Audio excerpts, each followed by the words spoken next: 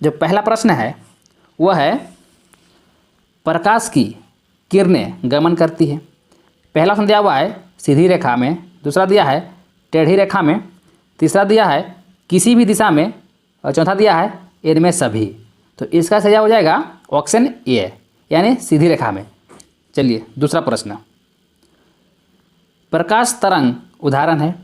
पहला ऑप्शन दिया हुआ है ध्वनि तरंग का, दूसरा दिया है विद्युत चुंबकीय तरंग का, तीसरा दिया है पराबैंगनी तरंग का, चौथा दिया है पराश्रव्य तरंग का। इसका सही हो जाएगा ऑप्शन बी यानी विद्युत चुंबकीय तरंग। तीसरा प्रश्न है निर्वात में प्रकाश की चाल होती है।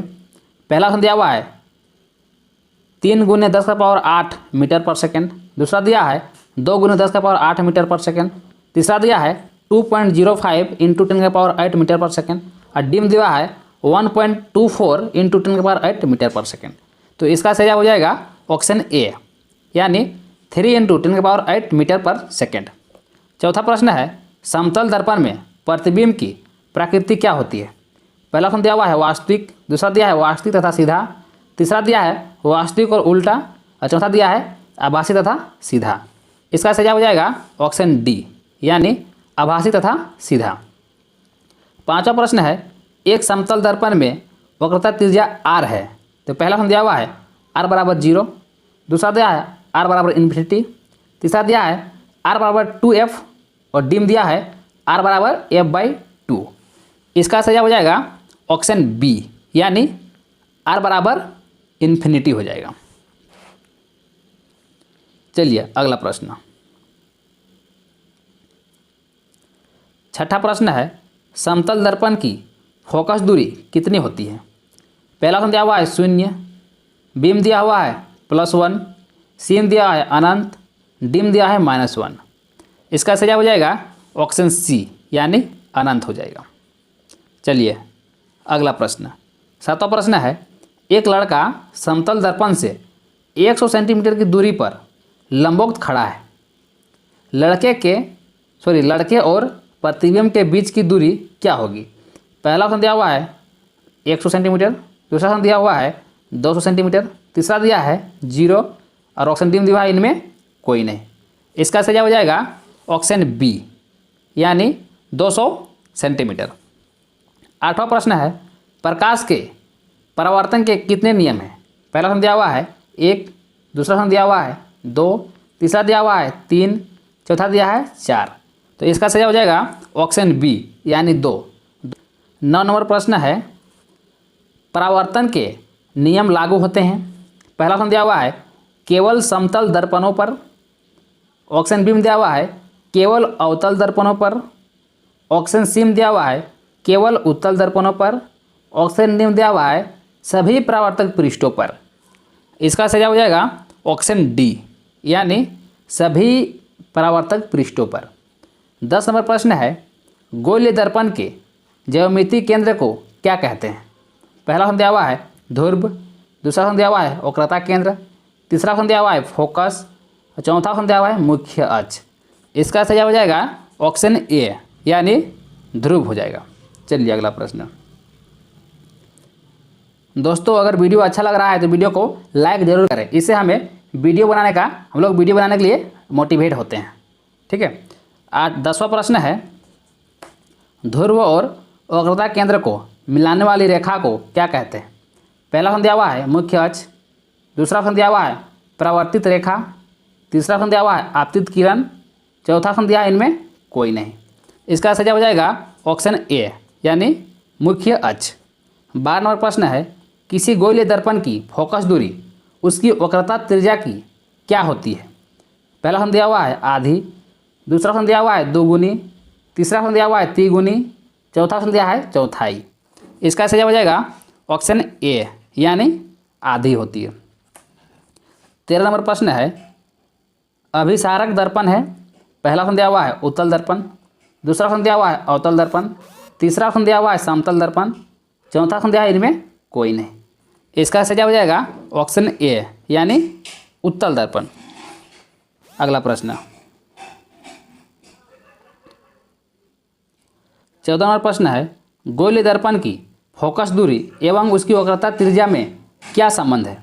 पहला ऑप्शन दिया हुआ है r बराबर 2f, बी दिया हुआ है यानी दूसरा ऑप्शन दिया हुआ है a बराबर 2r, तीसरा ऑप्शन दिया हुआ है r बराबर f/2 और डी में दिया है f बराबर r। इसका सही हो जाएगा ऑप्शन ए यानी r बराबर 2f हो जाएगा। 15 प्रश्न है, 15 नंबर प्रश्न, एक गोलीय दर्पण की वक्रता त्रिज्या 20 सेंटीमीटर है, इसकी फोकस दूरी क्या होगी? पहला ऑप्शन दिया हुआ है 20 सेंटीमीटर, दूसरा ऑप्शन दिया हुआ है 10 सेंटीमीटर, तीसरा ऑप्शन दिया हुआ है 5 सेंटीमीटर, ऑप्शन डी में दिया हुआ है 40 सेंटीमीटर।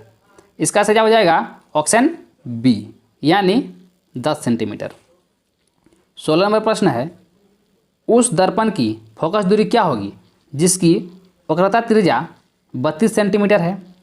पहला ऑप्शन दिया हुआ है 4 सेंटीमीटर, दूसरा दिया है 8 सेंटीमीटर, तीसरा दिया है 16 सेंटीमीटर और ऑप्शन डी में दिया है यानी चौथा दिया है 64 सेंटीमीटर।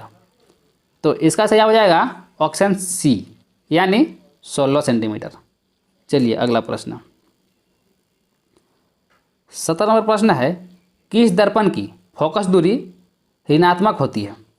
पहला ऑप्शन दिया हुआ है समतल दर्पण, ऑप्शन बी में दिया हुआ है अवतल दर्पण, ऑप्शन सी में दिया हुआ है उत्तल दर्पण, ऑप्शन डी में दिया हुआ है इनमें कोई नहीं। इसका सही हो जाएगा ऑप्शन बी यानी अवतल दर्पण। 18 नंबर प्रश्न है, जब वस्तु अवतल दर्पण के वक्रता केंद्र सी पर हो तो प्रतिबिंब कहाँ बनेगी? पहला ऑप्शन दिया हुआ है सी पर, दूसरा ऑप्शन दिया हुआ है एफ पर, तीसरा ऑप्शन दिया हुआ है सी एवं एफ के बीच और ऑप्शन डी में दिया हुआ है एफ एवं पी के बीच। इसका सही हो जाएगा ऑप्शन ए यानी सी पर। 18 नंबर प्रश्न है, किसी बीम का अवतल दर्पण द्वारा बना प्रतिबिंब आभासी, सीधा तथा बीम से बड़ा पाया गया, वस्तु की स्थिति कहाँ होनी चाहिए? पहला ऑप्शन दिया हुआ है मुख्य फोकस तथा वक्रता केंद्र के बीच, दूसरा ऑप्शन दिया हुआ है वक्रता केंद्र के बीच, तीसरा ऑप्शन दिया हुआ है वक्रता केंद्र से परे और ऑप्शन डी में दिया हुआ है दर्पण के ध्रुव तथा मुख्य फोकस के बीच। इसका सही हो जाएगा ऑप्शन डी यानी दर्पण के ध्रुव तथा मुख्य फोकस के बीच। चलिए अगला प्रश्न, 20 नंबर प्रश्न है, किसी दर्पण से आप चाहे कितनी ही दूरी पर खड़े हो आपका प्रतिबिंब सदैव सीधा प्रतीत होता है। समभक्त दर्पण है, पहला ऑप्शन दिया हुआ है केवल समतल दर्पण, दूसरा दिया है केवल अवतल दर्पण, तीसरा दिया है केवल उत्तल दर्पण और चौथा दिया है या तो समतल या तो उत्तल दर्पण। तो इसका सही हो जाएगा ऑप्शन डी यानी या तो समतल अथवा उत्तल दर्पण होगा। ठीक है, चलिए 21वां प्रश्न है, कौन सा दर्पण आभासी, सीधा तथा वस्तु के आकार से छोटा प्रतिबिंब बनाता है? पहला ऑप्शन दिया हुआ है उत्तल दर्पण, दूसरा दिया है अवतल दर्पण, तीसरा दिया है समतल दर्पण और ऑप्शन डी में दिया हुआ है परवलयिक दर्पण। तो इसका सही हो जाएगा ऑप्शन बी यानी अवतल दर्पण। चलिए अगला क्वेश्चन है 22 नंबर, किस दर्पण से वस्तु का प्रतिबिंब बड़ा बनता है? पहला ऑप्शन दिया हुआ है समतल दर्पण, दूसरा दिया है अवतल दर्पण, तीसरा दिया है उत्तल दर्पण, चौथा दिया है इनमें कोई नहीं। इसका सही हो जाएगा ऑप्शन बी यानी अवतल दर्पण। 23 नंबर प्रश्न है, अवतल दर्पण में वस्तु का प्रतिबिंब होता है, पहला दिया है आभासी, दूसरा दिया है वास्तविक, तीसरा दिया है ए एवं बी दोनों प्रकार का और ऑप्शन डी में दिया हुआ है किसी प्रकार का नहीं। तो इसका सही हो जाएगा ऑप्शन सी यानी ए एवं बी दोनों प्रकार का। चलिए अगला प्रश्न, 24 नंबर प्रश्न है, उत्तल दर्पण द्वारा बना प्रतिबिंब होता है, पहला ऑप्शन दिया हुआ है वास्तविक तथा सीधा, दूसरा दिया है वास्तविक तथा उल्टा, तीसरा दिया है आभासी तथा सीधा और ऑप्शन डी में दिया है आभासी तथा उल्टा। तो इसका सही हो जाएगा ऑप्शन सी यानी आभासी तथा सीधा। 25 नंबर प्रश्न है, जब किसी बीम को किसी अवतल दर्पण के फोकस और ध्रुव के बीच रखा जाता है तो उसका प्रतिबिंब दर्पण के पीछे बनता है। यह प्रतिबिंब होता है, पहला ऑप्शन दिया हुआ है वास्तविक, दूसरा दिया है उल्टा, तीसरा दिया है आभासी और उल्टा और डी में दिया है आभासी और सीधा। इसका सही हो जाएगा ऑप्शन डी यानी आभासी और सीधा। चलिए अगला प्रश्न, 26 नंबर प्रश्न है, उस दर्पण का नाम बताइए जो बीम का सीधा तथा आवर्धित प्रतिबिंब बना सके। पहला ऑप्शन दिया हुआ है अवतल दर्पण, दूसरा दिया है उत्तल दर्पण, तीसरा है समतल दर्पण, चौथा है परवलयिक दर्पण। इसका सही हो जाएगा ऑप्शन ए यानी अवतल दर्पण। 27 नंबर प्रश्न है, किस दर्पण का दृष्टि क्षेत्र विस्तृत होता है। पहला ऑप्शन दिया हुआ है अवतल दर्पण, दूसरा है उत्तल दर्पण, तीसरा है समतल दर्पण, चौथा है इनमें कोई नहीं। इसका सही हो जाएगा ऑप्शन बी यानी उत्तल दर्पण। 28 नंबर प्रश्न है, वाहनों में पश्य दृष्टि दर्पण के रूप में किस दर्पण का उपयोग किया जाता है। अवतल दर्पण का, दूसरा दिया है उत्तल दर्पण, तीसरा दिया है समतल दर्पण, चौथा दिया है इनमें कोई नहीं। तो इसका सही हो जाएगा ऑप्शन बी यानी उत्तल दर्पण हो जाएगा। ठीक है, चलिए अगला प्रश्न,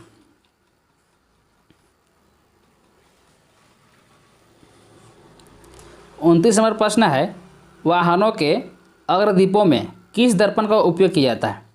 पहला दिया है ऑप्शन अवतल दर्पण, दूसरा दिया है उत्तल दर्पण, तीसरा है समतल दर्पण, चौथा है परवलयिक दर्पण। इसका सही हो जाएगा ऑप्शन ए यानी अवतल दर्पण। 30 नंबर प्रश्न है, सौर भट्टियों में किस दर्पण का उपयोग किया जाता है। पहला ऑप्शन दिया है अवतल दर्पण, दूसरा दिया है उत्तल दर्पण, तीसरा दिया है समतल दर्पण, चौथा दिया है परवलयिक दर्पण। इसका सही हो जाएगा ऑप्शन ए यानी अवतल दर्पण। 31 नंबर प्रश्न है, मोटर चालक के सामने कौन सा दर्पण लगा होता है। पहला ऑप्शन दिया है अवतल दर्पण, दूसरा दिया है उत्तल दर्पण, तीसरा दिया है समतल दर्पण, चौथा दिया है परवलयिक दर्पण। तो इसका सही हो जाएगा ऑप्शन बी यानी उत्तल दर्पण।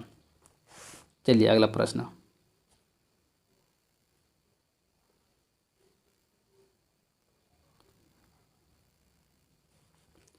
32 नंबर प्रश्न है, सोलर कुकर में किस गोलीय दर्पण का उपयोग किया जाता है। पहला ऑप्शन दिया है अवतल दर्पण, दूसरा दिया है उत्तल दर्पण, तीसरा है समतल दर्पण, चौथा है परवलयिक दर्पण। तो इसका सही हो जाएगा ऑप्शन ए यानी अवतल दर्पण। 34 नंबर प्रश्न है, दर्पण सूत्र है, तो इसका सही हो जाएगा ऑप्शन डी यानी 1/v + 1/u = 1/f। चलिए अगला प्रश्न,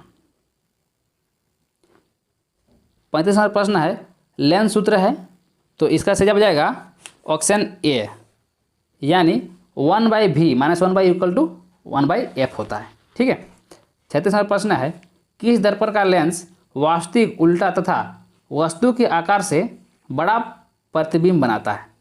तो इसका सही हो जाएगा ऑप्शन बी यानी उत्तल लेंस का। दोस्तों वीडियो बड़ा हो जाएगा इसीलिए हम अब ऑप्शन नहीं पढ़ेंगे, सीधे आंसर बताएंगे। ठीक है, चलिए अगला प्रश्न, 37वां प्रश्न है, किस प्रकार का लेंस आभासी सीधा तथा वस्तु के आकार से छोटा प्रतिबिंब बनाता है। तो इसका सही हो जाएगा ऑप्शन ए यानी अवतल लेंस। 38वां प्रश्न है, अवतल लेंस द्वारा बना प्रतिबिंब हमेशा वस्तु से होता है। तो इसका सही हो जाएगा ऑप्शन ए यानी छोटा, हमेशा छोटा होगा। चलिए अगला प्रश्न, 29वां प्रश्न है, अवतल लेंस द्वारा किसी वस्तु का हमेशा किस प्रकार का प्रतिबिंब बनाता है। तो इसका सही हो जाएगा ऑप्शन ए यानी आभासी, हमेशा आभासी प्रतिबिंब बनाएगा। चलिए अगला क्वेश्चन, 40 नंबर क्वेश्चन है, निम्न में कौन सा पदार्थ लेंस बनाने के लिए प्रयुक्त नहीं किया जा सकता है। तो इसका सही हो जाएगा ऑप्शन डी यानी मिट्टी, क्योंकि लेंस बनाने के लिए हम लोग मिट्टी का उपयोग नहीं कर सकते हैं। 41 नंबर प्रश्न है, किसी बीम का वास्तविक तथा समान साइज का प्रतिबिंब प्राप्त करने के लिए बीम को उत्तल लेंस के सामने कहाँ रखेंगे। तो इसका सही जवाब हो जाएगा फोकस दूरी की 2 गुनी दूरी पर। चलिए अगला प्रश्न, 42 नंबर प्रश्न है, किसी गोलीय दर्पण तथा किसी पतले गोलीय लेंस दोनों की फोकस दूरियां -15 सेंटीमीटर है। दर्पण तथा लेंस संभवत है। तो इसका सही हो जाएगा ऑप्शन ए यानी दोनों अवतल। चलिए अगला प्रश्न, 43 नंबर प्रश्न है, किसी शब्दकोश में दिए गए छोटे अक्षरों को पढ़ते समय आप निम्न में से कौन सा लेंस पसंद करेंगे? तो इसका सही जवाब हो जाएगा ऑप्शन सी, यानी 5 सेंटीमीटर फोकस दूरी का एक उत्तल लेंस। अगला प्रश्न 44 नंबर प्रश्न है, किसी शब्दकोश के छोटे अक्षरों को पढ़ने के लिए आप किस प्रकार का लेंस का उपयोग करते हैं?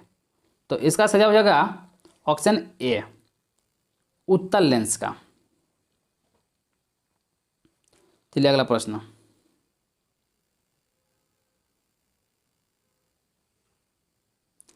45 नंबर प्रश्न है, एक माध्यम से दूसरे माध्यम में जाने पर प्रकाश की किरण मुड़ जाती है, किरण के मुड़ने को कहा जाता है।